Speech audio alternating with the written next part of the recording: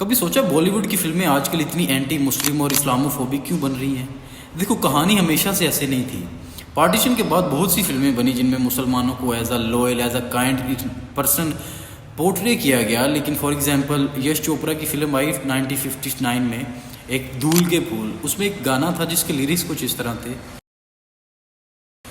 सालों बाद फिल्में बनती रहीं जैसे मुगल आज़म, जोधे अकबर, पकीज़ा, अनारकली और माय नेम इज़ खान जैसी फिल्में बनती रहीं जो मुसलमानों को दूसरे रिलीजन्स के साथ साइड बाय साइड चलने का मौका देती थी।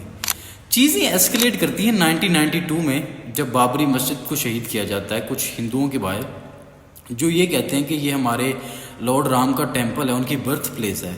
तो उसके बाद से मुसलमानों को as a threat, as a anti India देखा जाने लगा इंडिया में। और उसके बाद 9/11 हुआ जिसमें मुसलमानों को ऑल ओवर द वर्ल्ड एक हेट्रेड मिली जो बहुत ज़्यादा थी। और बहुत सी चीज़ें ट्रैक बैक होती हैं 2014 के इलेक्शन जो नरेंद्र मोदी और भारतीय जनता पार्टी जीतती है और उनको एक हिंदू नेशनलिस्ट प्लेटफॉर्म मिलता है।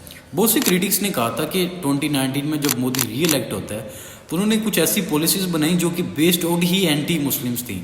उसके बाद फिर कुछ फिल्में भी ऐसा बनना शुरू हो गई जैसे पद्मावत 2018 में रिलीज़ हुई। बहुत सारे मुसलमानों ने प्रोटेस्ट किया लेकिन कोई फ़ायदा नहीं हुआ।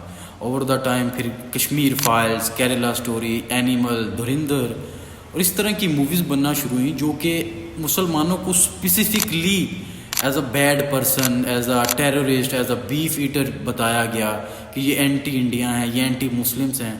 और चेरी ऑन टॉप के ये जो जो डायरेक्टर्स थे इनके, वो उनको डिफेंड करने का भी एक तरीका था कि ये सिर्फ स्टोरी है जी, ट्रू इवेंट्स पे बेस्ड है, ये ट्रू इवेंट से इंस्पायर है। उनके पास सिर्फ इसके अलावा कोई जवाब नहीं था।